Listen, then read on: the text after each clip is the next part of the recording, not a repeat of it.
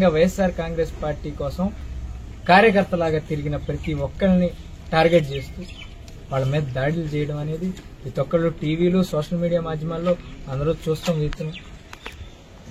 ఈరోజు ఈ ఇంటి దగ్గర ఏదైతే నేను ఒక ఇంటి దగ్గర నిలబడి మాట్లాడతాను, ఆ ఇంట్లో ఇద్దరు పిల్లలు వైఎస్ఆర్ కాంగ్రెస్ పార్టీ తరఫున తిరిగారని ఇంటికి వచ్చి దౌర్జన్యం చేసి పోలీసులు వస్తున్నారు, పోలీసులకి వీళ్ళు కంప్లైంట్ ఇస్తే పోలీసులు వస్తున్నారని తెలిస్తే ఈలోపు వాళ్ళని బండెక్కిచ్చేసి దౌర్జన్యంగా బండెక్కించుకుని వాళ్ళ చోటుకి తీసుకెళ్లి ప్రైవేట్ చోటు అన్నట్టు ఒక చోటు ఏర్పాటు చేసి అక్కడ కర్రలు పెట్టి కొడుతుంది. నాకు తెలిసి ఆంధ్రప్రదేశ్ రాష్ట్ర చరిత్రలో చాలాసార్లు ఎలక్షన్లు జరిగినాయి, ఎప్పుడూ ఇటువంటి చర్యలు అయితే ఎప్పుడూ చూడలేదు. ఇట్లా జరిగింది. వాళ్ళు ఆ ఇద్దరు పిల్లల ద్వారానే ఆ కుటుంబం నడుస్తుంది. ఆ ఇద్దరు పిల్లల చేతులు ఎరగొట్టారు, తలకే బదులు కొట్టారు. దేవుని దయ వల్ల వాళ్ళు చేసే దువా వల్ల వాళ్ళు ఏం జరగకుండా బతికున్నారు. అదే ఆ పిల్లలకి ఏమన్నా జరుగుంటే ఆ ప్రాణ నష్టాన్ని తిరిగి ఇవ్వగలరా, లేదా ఆ కుటుంబాన్ని ఆదుకోగలరా?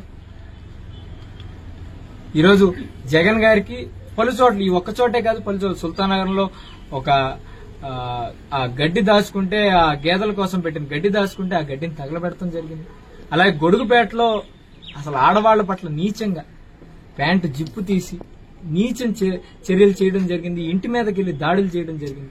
అలాగే ఉల్లిపాయలలో ఒక చోట ఇల్లు మొత్తం వాళ్ళ ఇంట్లో లేకుండా చూసి ఇల్లంతా బదలు కొడతాం, ఇవన్నీ చేయడం జరిగింది. ఇవన్నీ జగన్ గారికి తెలియజేయగా ఖచ్చితంగా వాళ్ళకి అండగా నిలుద్దాం.